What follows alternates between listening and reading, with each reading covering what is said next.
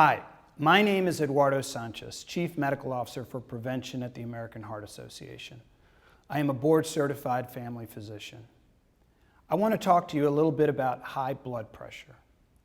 High blood pressure continues to be a leading cause of cardiovascular disease and stroke in the United States.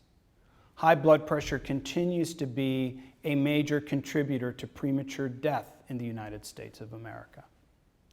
1 out of 3 adults in the United States has high blood pressure. Of those individuals with high blood pressure who are under medical care, roughly 50% have their blood pressure under control, which means that 50% do not have their blood pressure under control. And today, the presentation is going to be about how we take what we know to better control high blood pressure. It is unacceptable that 50% under the care of a physician do not have their blood pressure under control. The use of algorithms, the use of an algorithm, is a necessary component of achieving that better control in the clinical setting. In 2013, the American Heart Association, the American College of Cardiology, and the Centers for Disease Control and Prevention released a joint scientific advisory about the use of algorithms to achieve blood pressure control in a clinical setting. And so, having set the stage, what follows is an educational program about high blood pressure control, and the role of an algorithm in achieving blood pressure control in a clinical setting.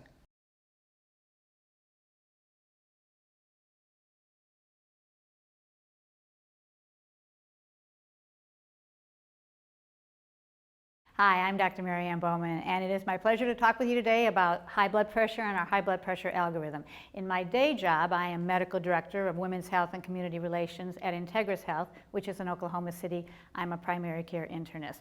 I'm an active volunteer with the American Heart Association, and I'm excited to be a member of the National Board. I am Chair of the American Stroke Association Advisory Committee and Chair of the Guideline Advantage Steering Committee. So I have lots of interest in high blood pressure, both in my practice and in what I do with the American Heart Association. So today we are going to talk about the high blood pressure algorithm and why. Why are we talking about high blood pressure? Why is this so important?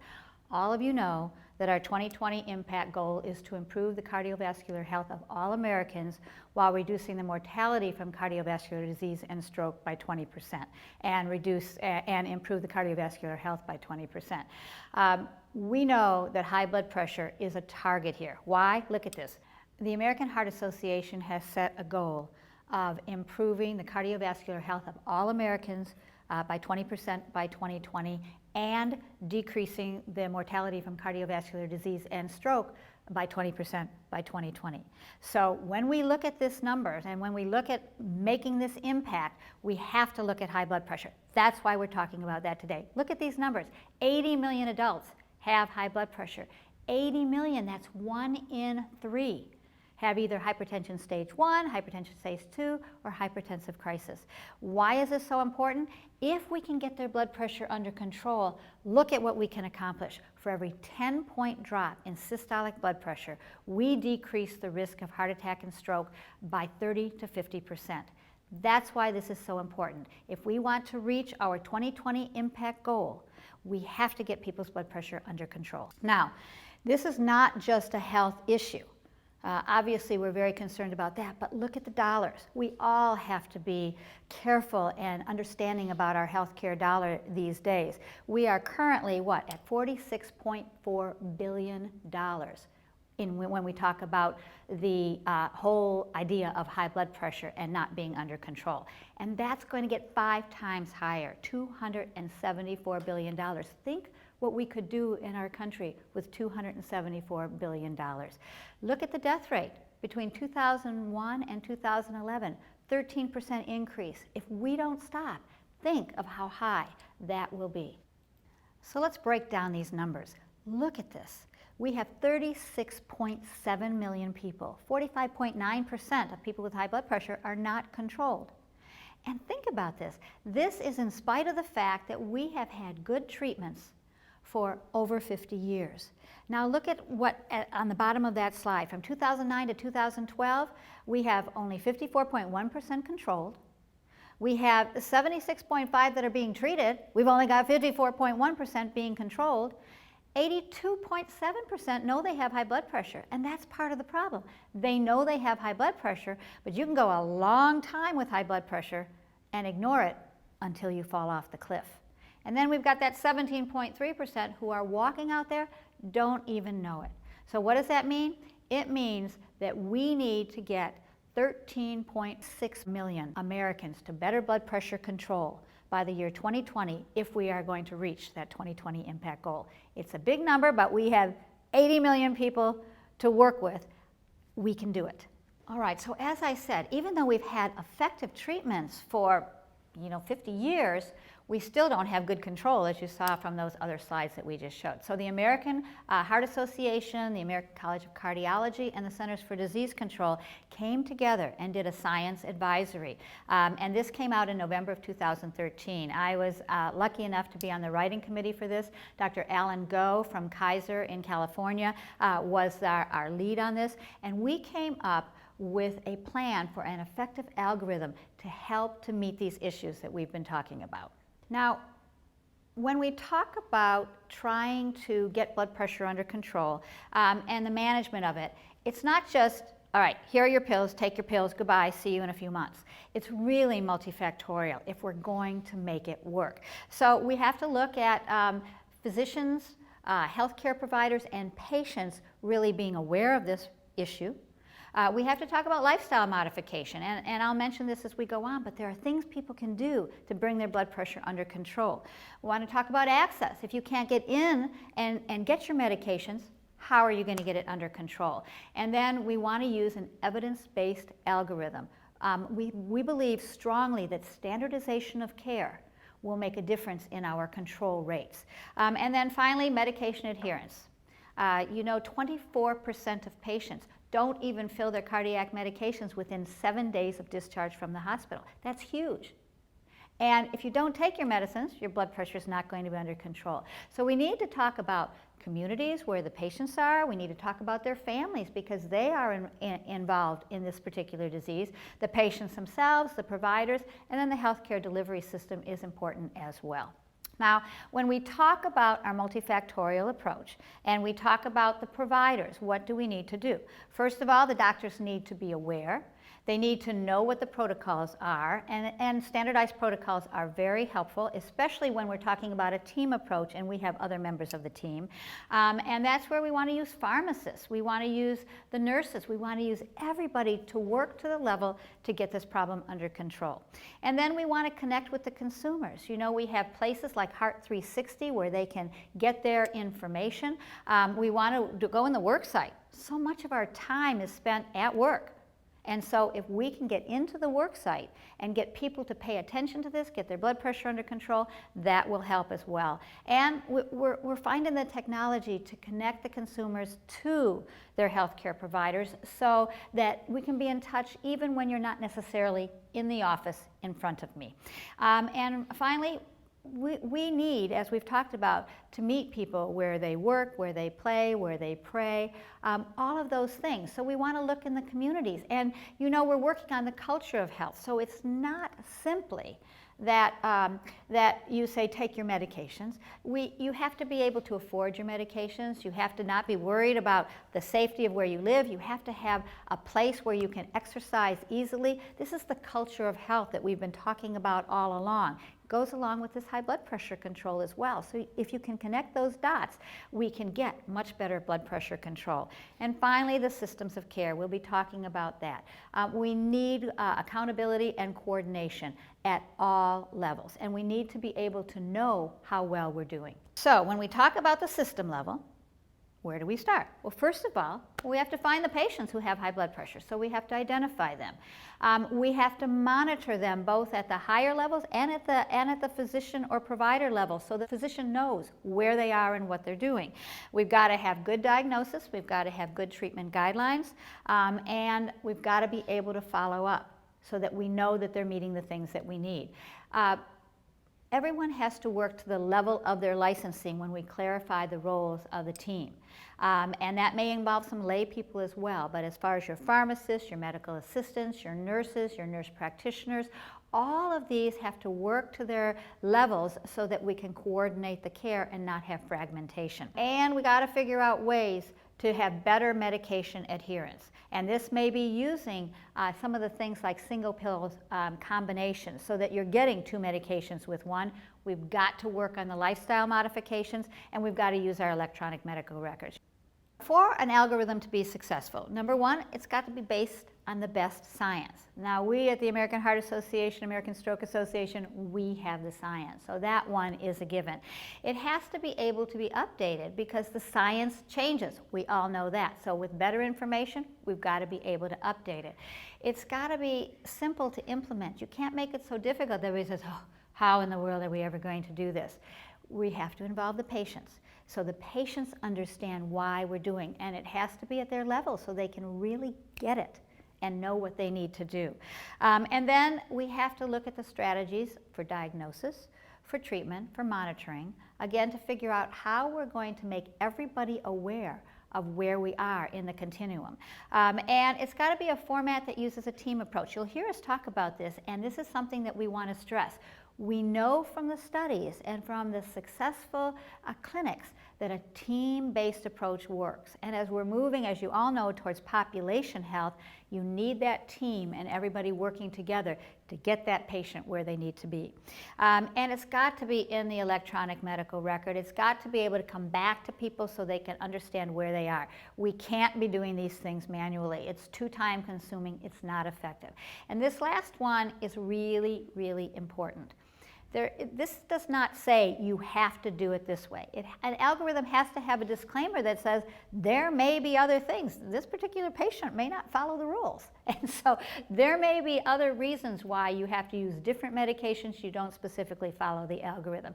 And every good algorithm should have that disclaimer because there has to be the judgment involved from the physician or other healthcare provider. All right, so what are the elements? Clarity and simplicity, number one. Lifestyle modification, and I will show you this because blood pressure, as I said, is very amenable to lifestyle modification. We treat by the stages of hypertension, so we really have numbers that we can follow. This next one is really important. That one of the things I especially like is that we have this time interval to titration and reassessment. So we don't say, all right, take these pills, we'll see you in 3 months, hope you're doing fine. So the algorithm gives us that time sequence, which is very, very helpful to the providers. Low cost, first line treatments, so it's acceptable to the patient.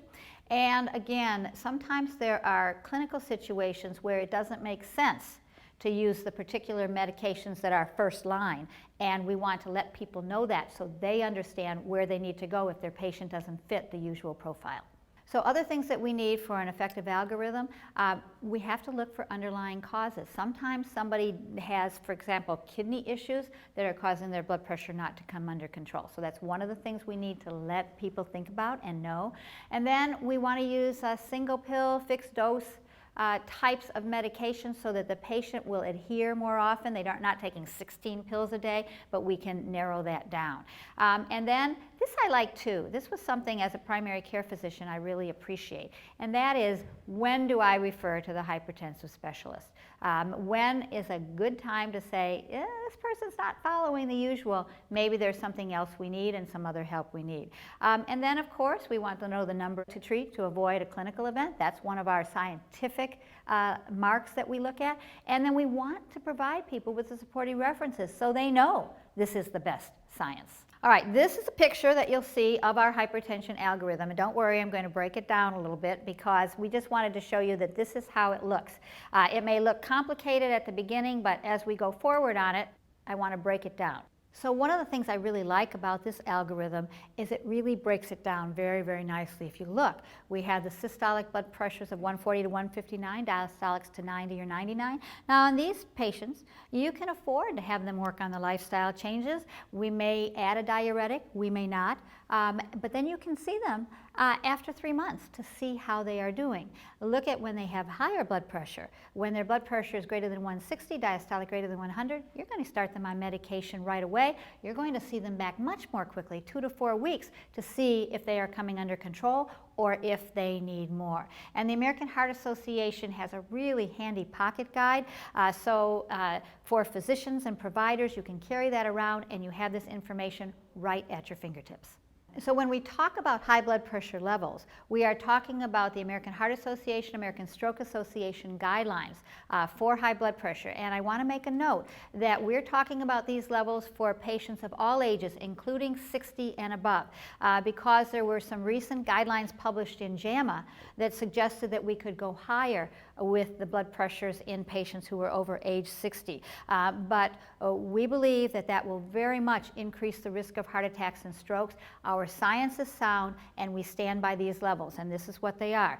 For stage 1 hypertension, it's a systolic of 140 to 159 and a diastolic of 90 to 99. For patients who are at hypertension stage 2, it's that blood pressure that is 160 or higher and a diastolic that is higher than 100. And hypertensive crisis, if that blood pressure is higher than 180 systolic and greater than 110 diastolic. These are the levels that we are using in our algorithm. These are the levels that will help us to reduce heart attack and stroke. As I said, we can talk about the stages. You'll look at the first, the systolic of 140 to 159, diastolic of 90 to 99. I really like the way it divides these two boxes so you can immediately look, and we do have pocket views of this that you can carry around and have at your fingertips. So first of all, let's look at the systolic with the 140 to 159. It tells you that in these patients you can do a lifestyle change. You may start some medication on them, but then you've got some time. You can go 3 months, bring them back again to see if they're under control. With your elevated blood pressure patients, you're going to start them on medications. You're not going to wait. You're not going to wait 3 months and say, how are you doing? You're going to bring them back in 2 to 4 weeks and check and see if they're under control.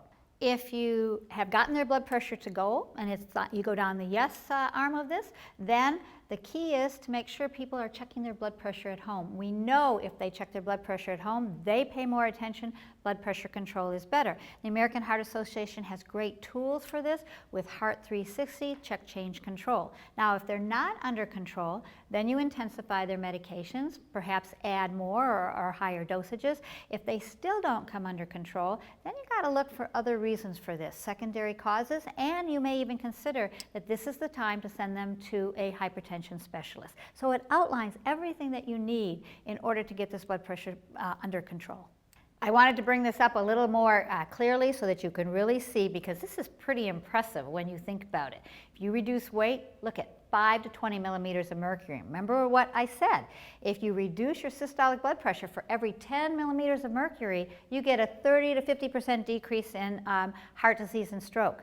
So look at that. Look what weight does. Look what physical activity, getting your body moving. These numbers really resonate with people. But I think you have to couple it with, okay, this is the difference that it makes in your risk of heart disease and stroke, because somebody may say 4 to 9, that's very much. That's not very much, but it makes a big difference. The DASH eating plan. That's our recommended one, decreasing salt, fruits and vegetables. All of these things can lower definitely your blood pressure. Alcohol, making it moderate, 2 to 4, and look at the sodium, 2 to 8 millimeters of mercury. You know, we love our salt. We Americans, we eat about 3,400 milligrams of sodium daily. We need 1,500. So decreasing just by a small amount can make a difference in your blood pressure. All right. We said that in order for an algorithm to be successful, it has to have resources for patients. They have to be able to understand and to learn about this disease and to see why we're so concerned and why it pertains to them. So we have information on checking your numbers. We're telling them what the lifestyle changes are. We're telling them the basic things that we see and that we've talked about here. What the numbers mean, how they can decrease, and what difference it makes in their life. And this I like too, 5 simple steps. to lower your blood pressure. And this is great. You know, first of all, you got to know your blood pressure. And nobody has an excuse. Everyone out there as well, nobody has an excuse not to know your blood pressure these days because there are so many places that you can get it checked. So you want to know your numbers. You want to have a plan. How do I approach my high blood pressure? What should I be doing? And then the lifestyle changes. And oh yeah, it'd be great if you did all of them right at once, but you don't have to. Your body wants to do well for you. You just have to make some changes. You have to give it a little bit of help. So you might try one of those and then go on to the next. And then, you know, we want people to keep checking their blood pressure at home. This is a key. As I said earlier, we know that when people check their blood pressure at home, it's more accurate, it comes down, and they pay more attention to it. And then finally, take the medications. All right, so how do we get people to adopt this very effective algorithm that we've produced? All right, and these are the things we need to do. You need to identify a key influencer. And the reason we're telling you all of this because as you go out in the field and are working with hospitals, with clinics, with practices, you can help them with this. You can help them to understand how they're going to make this work. So you want a key influencer as a champion. You want somebody who can rally the troops, whom they trust, and who has the expertise. So that's one thing. You want to provide mentors for a consultation, all right, on implementation. You can't just say, okay, start doing this algorithm. It does not work that way. It won't be effective. And then, what are the goals? You want to set specific goals. Like this one says a 10% improvement. And then you want to celebrate that. You want to give people feedback and celebrate because that keeps them involved. And then you've got to review and analyze the performance data. You have to know where you stand. Your doctors have to know, but your whole team has to know. And you know, doctors are competitive. And so if you show us things and we're not doing as well as this other doctor, we're going to try to find out why. Team-based care. I've said it a couple times and I will say it again. And I'm saying it again because this is a really, really important part of this. Hypertension control has to be a priority. We have so many things we do in the clinic. So if you make hypertension a priority, everybody will start thinking about it. You have to go to the level and scope of practice of everyone on your team. Use them effectively and try to get as many involved in the team as you can. Patient and key members of their family have to be part of it too. All right, they have to be part of the team so that they can assist in their own care, and family members can say, yeah, you should be doing that. And I know, you can't bug people too much, but a little bit of help from the family, and for them to understand the importance to them of their family member getting the blood pressure under control.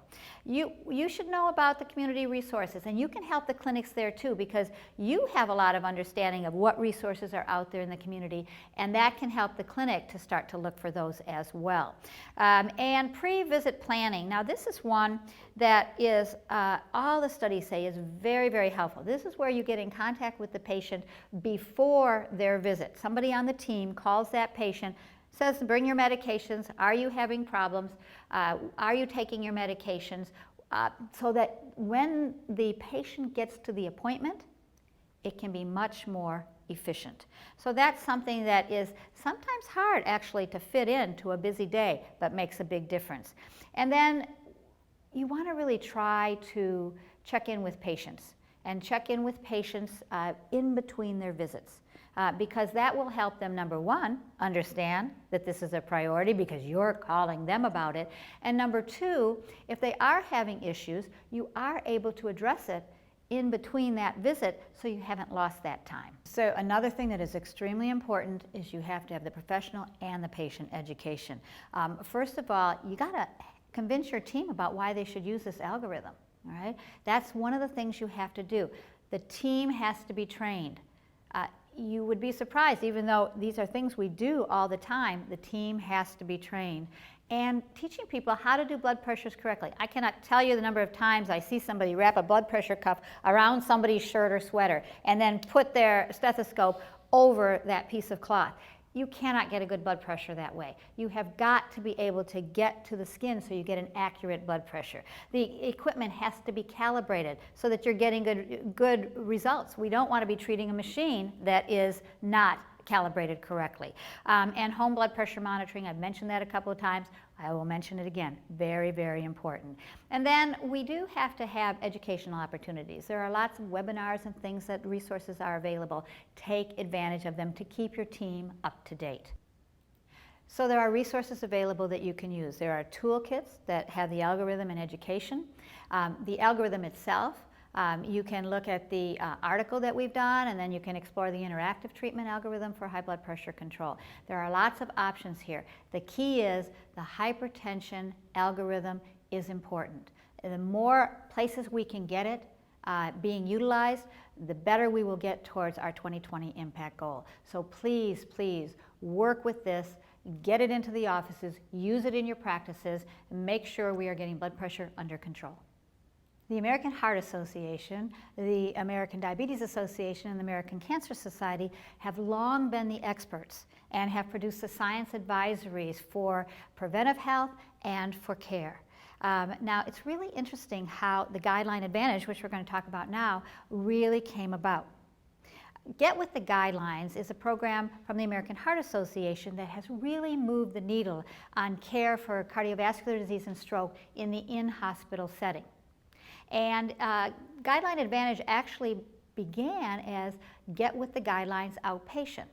And then some interesting things happened. In 2004, the three organizations, American Cancer, American Diabetes, and American Heart, came together and formed the Preventive Health Partnership because the CEOs of each of these organizations recognized that there's a lot of similarities. The same things we tell people to do to avoid heart attacks and strokes will also keep you from having cancer and keep you from getting diabetes. So they came together to see how we could grow and really move the needle on prevention in this country. And that's how the Guideline Advantage actually evolved. So what the Guideline Advantage is it is a point of care quality program that lets the physician get involved in population health. It's a population health manager. We're all trying to take care of this group of patients. Guideline Advantage will help us to do that better. What it does is takes the information from the provider's electronic health record, and then it connects it and takes the information, scrubs it, puts it in a format so we can see actually how we're doing with our patients, and then brings it back to the provider so that we as providers can improve the care for our population of patients.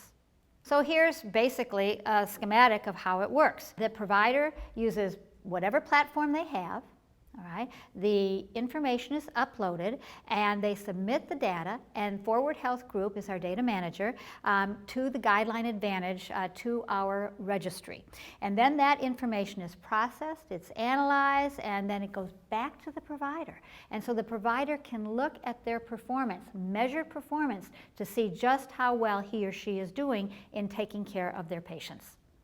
How does it work? Well, you can look at this screenshot, and of course this is a static and it's dynamic when you're working with the program. But you can see a population, you can look at all clinics, you can look at the overall, and you can look at a population of coronary artery disease patients, see the numbers that you have, see if they're getting their cholesterol profile, see if they're getting their blood pressure under control, see if their LDL is where it needs to be. Look at this. This particular is choosing one coronary artery disease, and they can see just where their patients stand. Green means good, red means bad. One of our providers actually will show this screen to his individual patients because you can get it down to that level and just say, where you're green, you're fine. Where you're red, you're not. It's a powerful visual. It's a powerful visual for the patient. It's also a powerful visual for the healthcare provider. All right, now in this case, we're selecting coronary artery disease, but you could select any one of these, and you can select combinations of them. So you might want to see what percentage of my patients, or which patients do I have that have coronary artery disease, hypertension, and diabetes. You know, this big three combination. And then you can look at those and see if you're doing the appropriate things, and you can actually look down to the patient level. So you can see Mrs. Jones, Mrs. Smith, Mr. So-and-so all have these three conditions. And from the administration standpoint, for those of us who are involved in administrative as medical directors or as multiple clinic directors or whatever it happens to be, you can look at all your clinics, you can look at an individual clinic, and you can see just where they fall. Red, green. Green good, red we need to work. The Guideline Advantage is a powerful tool. It allows us to take the scientific guidelines and put them into practice and make them available to the individual practitioner. We really believe that this tri-agency program has great potential to improve preventive health in this country, to help physicians and other healthcare providers do the population health that we know will make such a difference. So please explore this option. It's great. We will be doing research from our database. We will be able to figure out what is best practice. Guideline Advantage is going to be such a powerful tool for the future of medicine. We know from our studies how important it is for patients to check their blood pressure. We know that makes for better control. The American Heart Association's Heart 360 is a great tool to do that. It is a patient portal, the ability to track their health information, and blood pressure is a great part of this. This is clearly a patient-focused communication and tracking mechanism. Patients can see their blood pressure. They can talk with health coaches, health mentors to try to figure out how they can get their blood pressure under better control. And look, it's a really cool, there's an educational interface with this. They can get information about, it'll say their blood pressure is too high. It'll tell them yellow if they're in a caution rate or green if it looks good. So it's nice and visual for patients to understand what their blood pressure is and what it means. Heart 360 has built-in opportunities for patients to use health mentors, health coaches, and we have done our Check Change Control program and used these types of health mentors and really had some astounding results.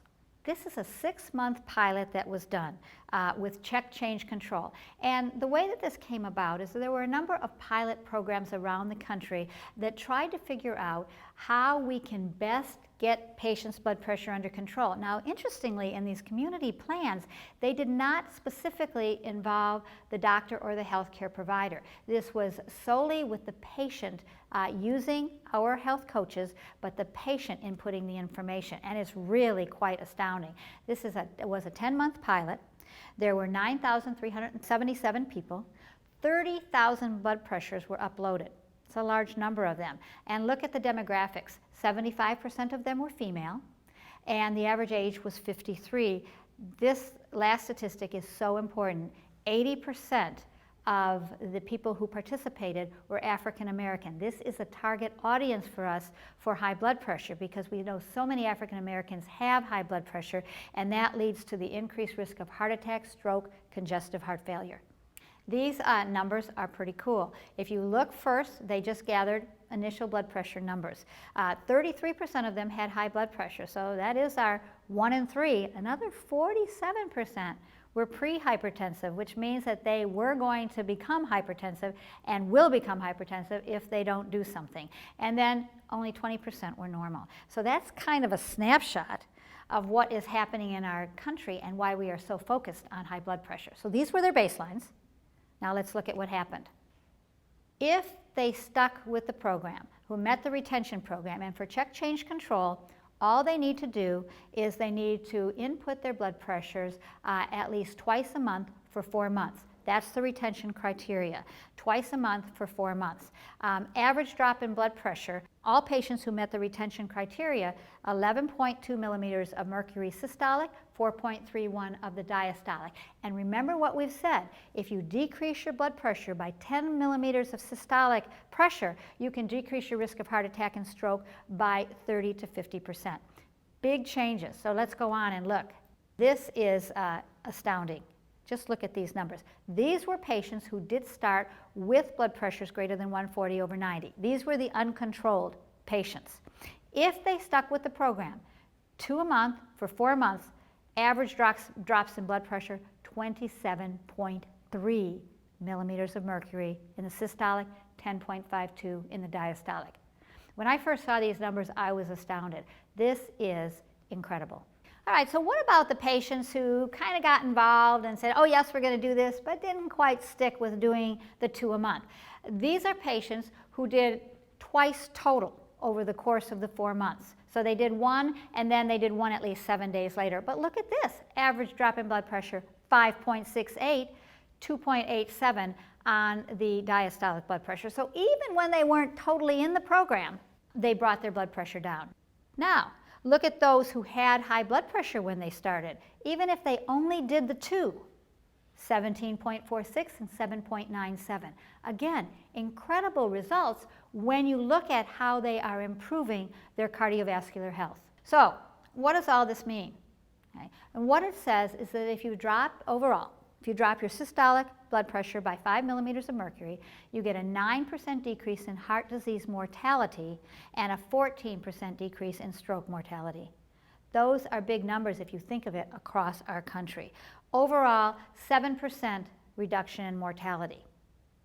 And this is the strength of check change control. Using Heart 360, using that tool, inputting their blood pressures, no involvement from their physician, but using the tools available, the coaches and the mentors, this is the sort of result that we can get. And then by using Heart 360, they are able to get this information to their physician as well.